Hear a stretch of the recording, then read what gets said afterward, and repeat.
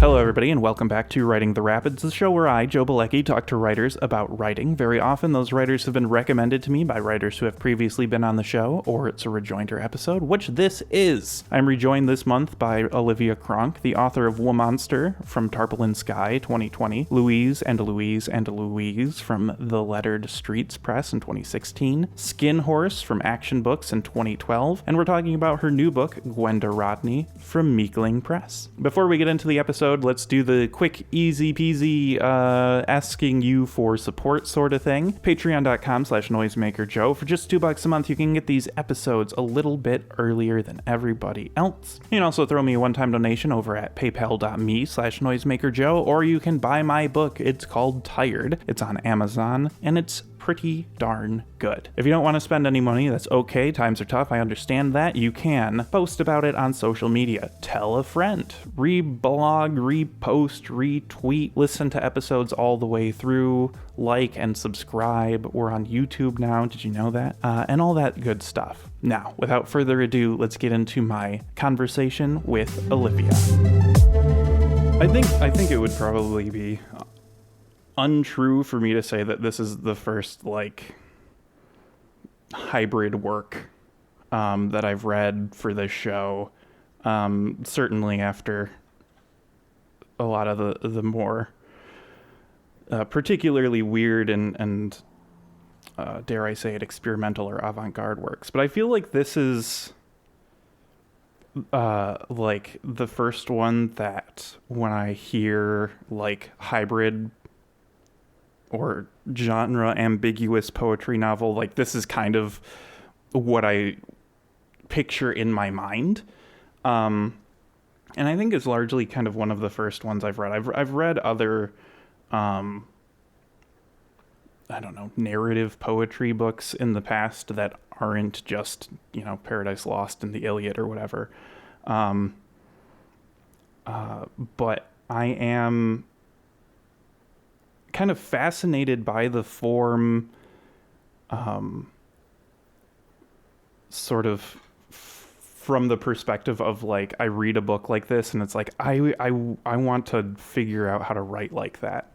An anecdote before I let you speak, is one of my AP English classes in high school we had a couple assignments in a row that were really about pare down your work, right? It was really about write a paper and then give me the rough draft and then show me the second draft that's half as long and still has the same amount of content in it, and so on and so forth. And I found that difficult because I found that I kind of already did that in the rough draft, but now as a prosy novel guy, I find myself over explaining or just really flowering it up, the language and a lot of internal things and stuff. And so now it is okay, no, I do want to pare down because there's an atmosphere to a book like Gwenda Rodney that I really appreciate, or there's it kind of tugs my subconscious in ways, right? It's making me, I don't want to say it's making me work, but it's making my brain sort of explore more nonverbal feelings and stuff like that. Does any of that make any sense to you? Yes. Thank you for such a generous way of thinking about that as as an opening question or thoughts. I'm really interested in the paring down thing. In fact, as you were speaking, I thought, could I use that? And because I teach, so I thought maybe that's a pedagogical tool I can use. I guess I have a couple different thoughts, and then we'll see if that yields any good information. One is that when you said something about wanting to flower it up. Yeah. Something I was always accused of in my academic writing, too much floweriness. And so I think what I essentially arrived at was a kind of writing of only the floweriness, so that a shape of something is suggested by all the flowers, whatever, tacked onto it. Mm-hmm. But I just stopped bothering writing that inside form that the flowers go around. And I wonder, as you were talking about the paring down thing, I mean, I'm like really committed to poetry because of distillation and the idea of it's like sort of um, suggesting like multiple possible meanings all at once in a very small space. And so, even though I'm committed to that, I feel like the way I actually compose, though, is never a paring down or an essential strand of information, but rather, uh, again, like a writing around something. I'm really interested, and I think last time we spoke, we talked about David Lynch.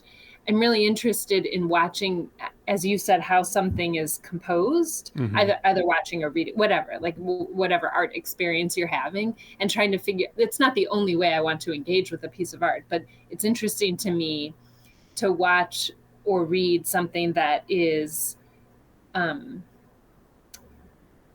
un unapologetically ambiguous, I guess. And I like that the reader must collaborate to make meaning, and I like that there's an implied shape without ever a confirmed knowledge of the shape.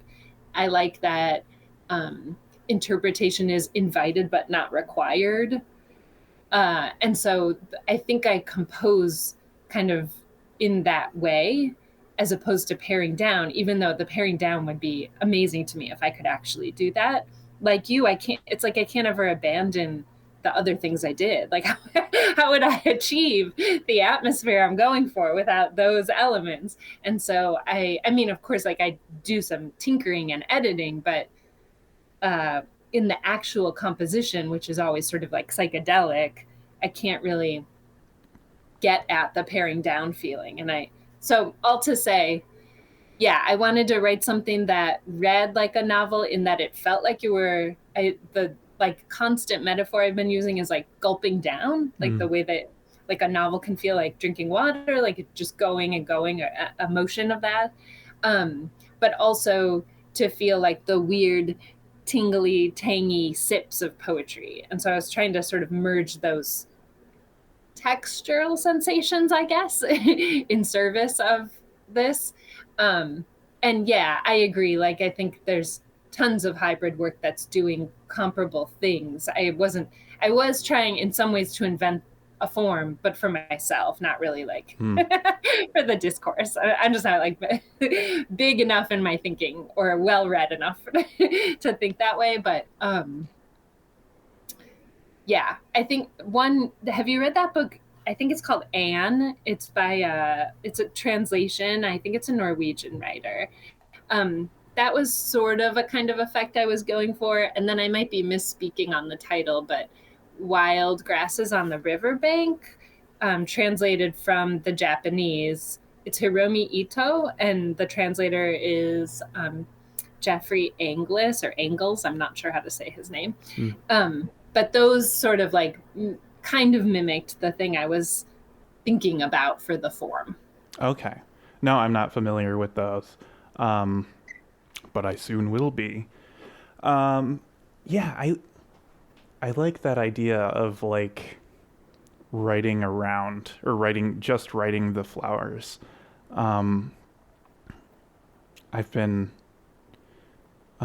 following a guy on Instagram who critiques other people's paintings as a painter, and largely is working within the sort of like contemporary abstraction sort of thing. And it's interesting to watch him point to some things and be like, yes, this is good abstraction. This is making me feel. And this over here is just squiggles. Because from my untrained eye, I can only go on like what my initial taste is rather than, trying to discern any sort of like meaning or anything.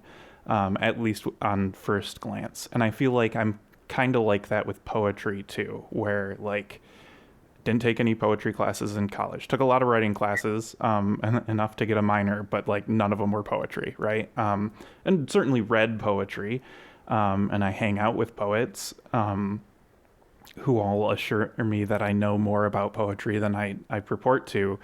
But there always is, when reading something poetic, this feeling of like going into uncharted waters. Which is fun. And I don't know, it's nice to read something that makes me uncomfortable in that way, rather than the uncomfortable that I normally get with the type of stuff I read, which is just kind of like stomach churning.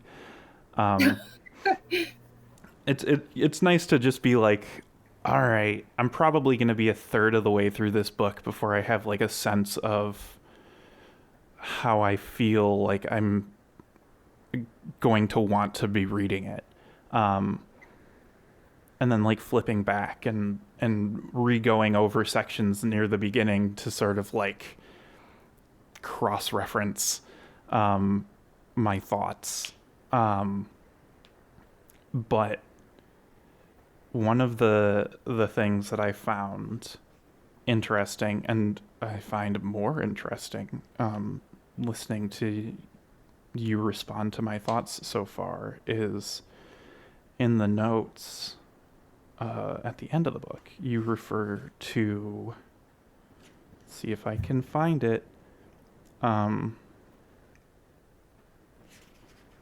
your ekphrasis practices class that you taught. Because that is a vocabulary word that has been appearing for me a lot lately for some reason in the past couple of years, ekphrasis. And it's an interesting practice, and then kind of hearing you talk about, writing the flowers, writing the flowery bits is interesting to me. So I would like to hear you talk about that a little bit.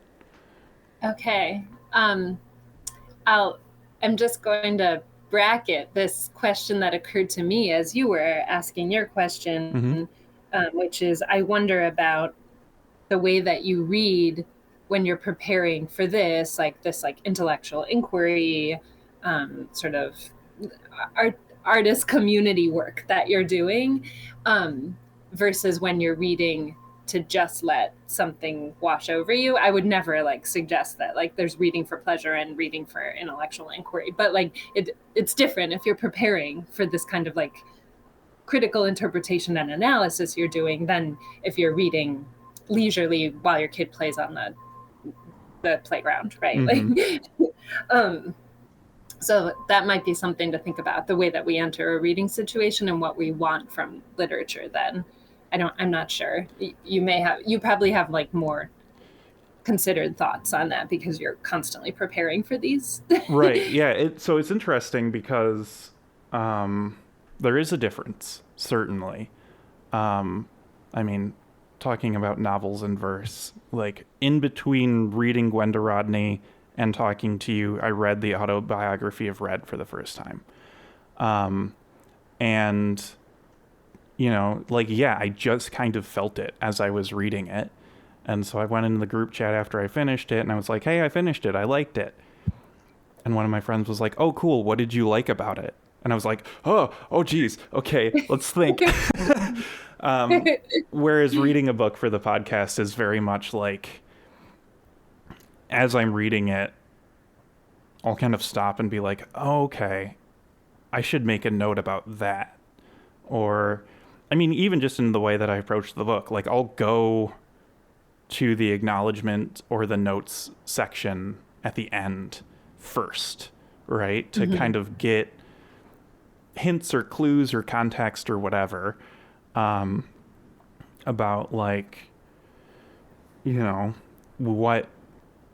who and what went into the writing of the book, right? Even if it's as simple as these poems showed up in X-Ray magazine, and then it's okay, well, I know what kind of stuff they publish, and so that can color everything. Or, with you, you talked about that class, and you talked about the reading you did for Meg's book release, which I was there for. And then that sort of, reminded me of your reading on the podcast last time, right? So I don't really like take notes as I'm reading or anything, physically at least, but it is like, it's less washing and more like finding handholds. Right. Yeah. In some ways, what you're saying too is how I want to answer the question about ekphrasis and ekphrastic practices. So that class, now I have to like relook at the notes to remind myself. Okay, fall 21. For my university, that was the first time that we were back in classrooms with each other. We had been, and so, collectively we had survived this strange dystopian time, and we're still surviving it, etc. But we were, so it in some ways there was this like alchemy, this thing that happened that could never happen again. There was just this perfect combination of our collective relief at being together in intellectual community again.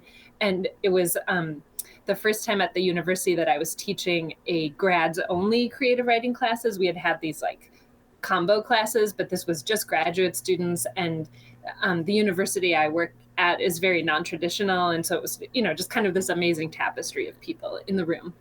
So in order to prepare for class, though, of course, I had to think a lot. You're saying that you don't always take physical notes, but but there are other notes. Like all this thinking work had to happen around theorizing the ekphrastic position. And so, sometimes directly reading considerations of that, sometimes reading examples of that, and then sometimes just my own thinking, because that's like the pleasurable stuff to do. Yeah. And so I think in some ways to prepare for writing this book, I had begun the book, but I was still trying to understand what to do with it and how it would go. And so it was like practicing an instrument when I would go to class, because we would discuss these ekphrastic positions and, like how much distance the viewer has from the object of affection or inquiry or artistic encounter, how they decide to like formulate their position on the page and what that means, and when fiction enters that and when it remains in the realm of nonfiction, when something that's closer to poetry enters that relationship. Like we were just playing around with these ideas. No, I had no like subtextual thesis for the class or anything like that. And that's my favorite, just like just ideas, and we don't ever worry about pinning anything down. And so that class, one, was just a magical group and a wonderful situation we were all in together.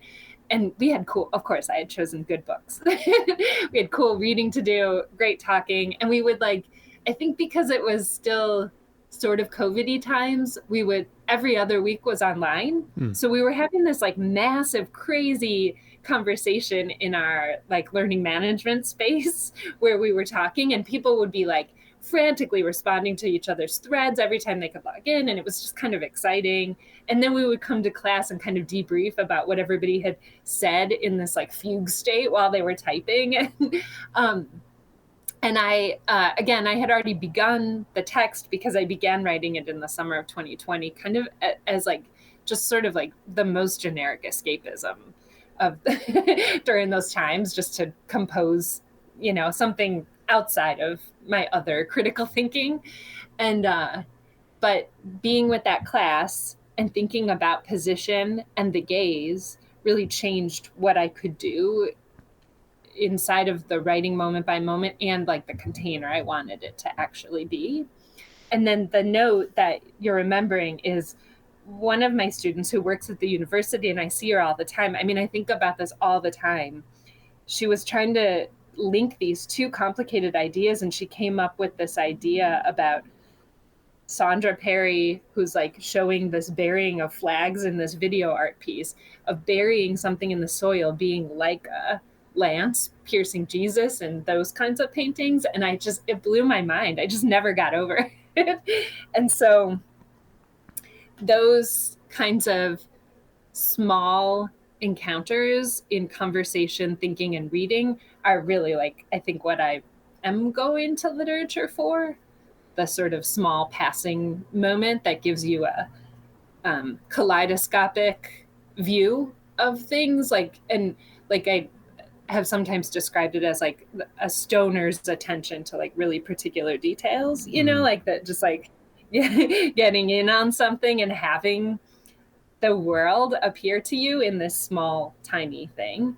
And so all of that came together to inform my writing and thinking process about the book. Interesting. And also, maybe like you, every time I read something, I'm kind of, if I'm looking at how it's made, I'm sort of stealing from it. Like, I'm like looking to, I'm on the make all the time to get stuff. Right? Yeah. I find too that the further I go as a writer, the more into the nitty gritty I want to be in my stealing. Where like, I bring up Cormac McCarthy a lot. Like when I first started writing my first finished novel, Tired, like I remember writing it thinking I'm gonna do Cormac McCarthy sentences, and in my brain all of Cormac McCarthy's sentences are just long. They're all just like pages long sentences, super long paragraphs. And like, I remember going back and reading some of his other books after I had finished like the first draft and being like, oh no, that's not what he does at all. Like he has long sentences, and his punctuation is sparse, but it's not just, it's not like a Samuel Beckett sort of thing. It's different. I see on like Instagram reels every now and again, people will go like super in the nitty gritty about like the new Kendrick Lamar song. And they're like, here, like I have written out the meter that he's rapping in and comparing it to other rappers, and like he's using a flow that like is exactly the same that Tupac used in this other song, and like that kind of construction is really interesting to me now, right? When it comes to like the stealing or the absorbing. I remember another writing assignment I had in college that was like, he showed us like he took, I don't remember where he got it, but like it was Walter White saying, I am the one who knocks, from Breaking Bad. And then it was like, here's how all these writers would write that sentence. So here's how McCarthy would write it. Here's how James Joyce would write it. Here's how Hemingway would write it. And like, that's an interesting thing to me too, is like how are we putting the words together? And that's how that's kind of what poetry is for me too, largely, is like, how are we playing with words? Which kind of comes from like my childhood obsession with George Carlin. Like, what are we doing? Like, how can we make the words do what we tell them, right? Yeah. And that's why the ekphrastic stuff is interesting to me, I think. Because it's like, how do I take an image and put it into words, and then twist it into something new that like explains a feeling or whatever. Yeah, and I think that the bringing up the concept of stealing too, if there was a thesis of my ekphrastic class, it was that like we're constantly engaged in it, that if you're doing a close read of Cormac McCarthy's sentence structures, then you're doing ekphrasis. When like if that close read is in service of your own compositions, then I think you're like engaging ekphrastically with the work. And that was what I wanted our class to do, and we did it. And we stole from each other and from the books we were reading to compose new things. Yeah. I think that's what the AI people don't quite get. Right? I feel like the argument's not being made as much anymore, at least not where I can see it, where it's like, well, isn't all human art making just assembling your experiences into something new? But it's that sort of like highly complex synthesis that's happening outside of that I think is interesting. Yeah, and I think AI removes the aliveness of, not to get into dumb philosophical questions about who's alive in their composition, but I'm very deeply opposed to AI in school. I think it's removing the element of invention and discovery for student writers. But I mean, I'm totally agnostic on what it might mean for literature, and I know that there are like compelling pieces of literature playing with AI. So I'm not against that, but I agree. I think there's some sort of like general attitude about it that's misunderstanding what writing is. And it's writing's deep inquiry into our actual states of being. Yeah. As I've said before, and will say again, the thing about any sort of machine generation, be it large language models or just like standard like noisy procedural generation, is the jank, right? Because that's what interests me about my own art, is when I write a sentence and say to myself, what? How did that come out of me? What does that mean? Why is my, I used to keep a notebook around with me all the time, and I would just write like 2 to 4 word like combinations, right? Like not even phrases or anything, just like these words sound good together in my brain, but otherwise they're like nonsense, right? Like one of my wife's favorite movies is Practical Magic, and like I just love the way those 2 words sound together, right? That sort of thing. Like that's what I'm interested in. Like, yeah, we don't. I like tools to make things more surreal, and I think that's where I want any sort of generative anything to go, is just like let's weird things a little bit. The other thing I wanted to ask about, and this is kind of like much more, I don't know, pedestrian even. So I just wanted to ask about like the book layout. Every now and again there's like quite big pieces of white in between stanzas or whatever, like on the same page. And I kind of realized that dialogue gets like indented in a little bit, but just like, I don't know, there's inconsistent space in between paragraphs and or stanzas. And I was just wondering what that was about. So when there's spacing that is erratic, I think that's honestly, I think it's just some sort of intuitive sense I have of how many breaths should appear before the next utterance happens. In many ways, because I'm trying to conceive of I don't know that much about narrative theory, but I'm trying to conceive of the occasion of the novel here to be comparable to the utterance that happens inside of poetry.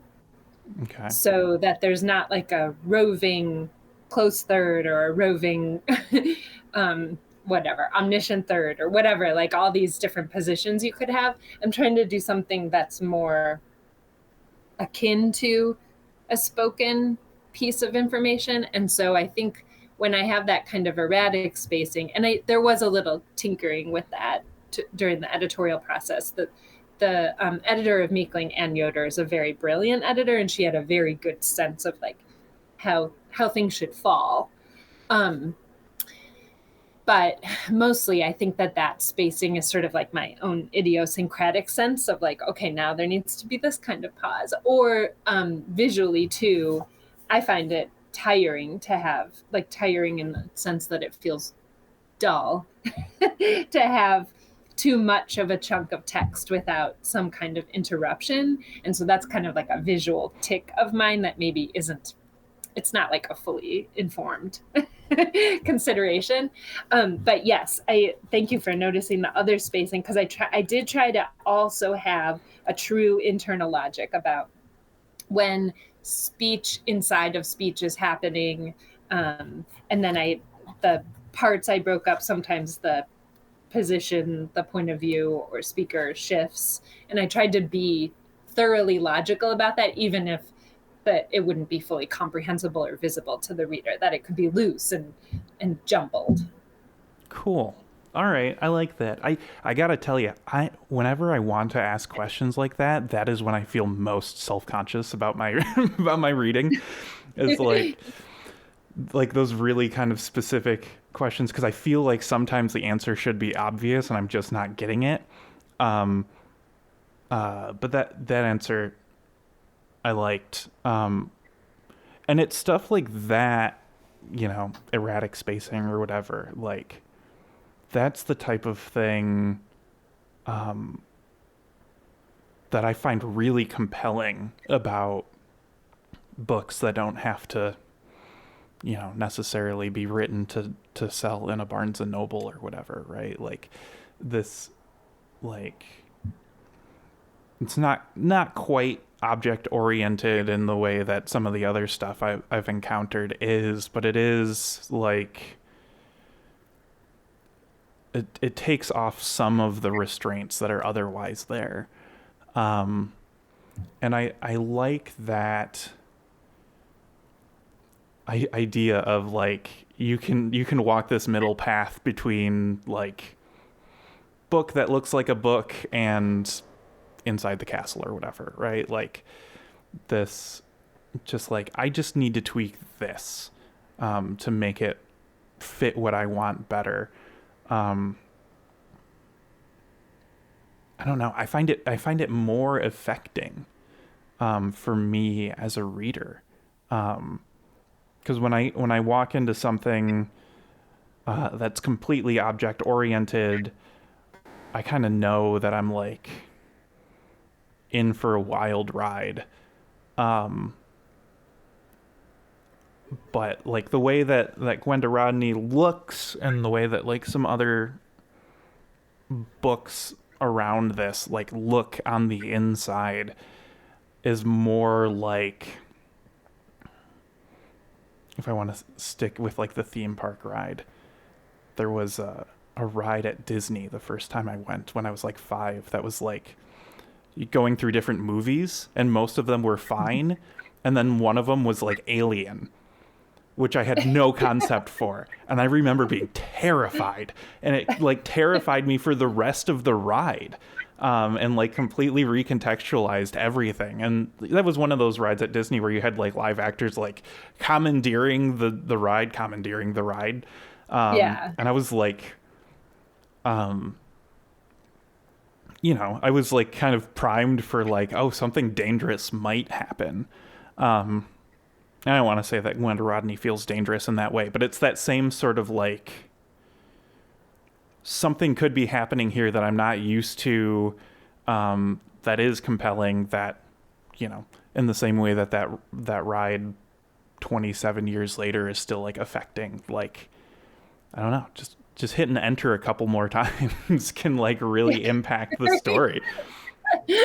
I agree completely. Yeah. I think that do you read Logan Berry's work? Mm-hmm. He told me this might have been I might have done like an email interview with him, but he was saying that he was conceiving of something I had written as like a stage, like the page looked like a stage, as if there was something appearing on a horizon, and then underneath it, other kinds of things that were like receiving the information. And that, so it sort of looked like a stage and an audience on the page. And that really changed what I thought could happen on the page, even though, like, of course, I'd been playing with things like that in the past, but it really opened up something for me, for also like for teaching, like to talk about writing in pseudo public spaces or in community with others. And I talk about dollhouses all the time because that was a primary psychedelic space for me as a kid. But I think that the thing that you're describing of the ride having changing tones, and then the threatening or menacing tone creating like a recursive shadow on everything from before, and then also that you're like retelling this story as an important, I'm going to call it a psychedelic experience when you were a kid, that that seems to be something comparable to the rooms inside of a dollhouse, in the ways that you can tinker with effect just to create mood, so that you have this like nonstop movement through information, but that the old stuff is always getting recast by the new encounter.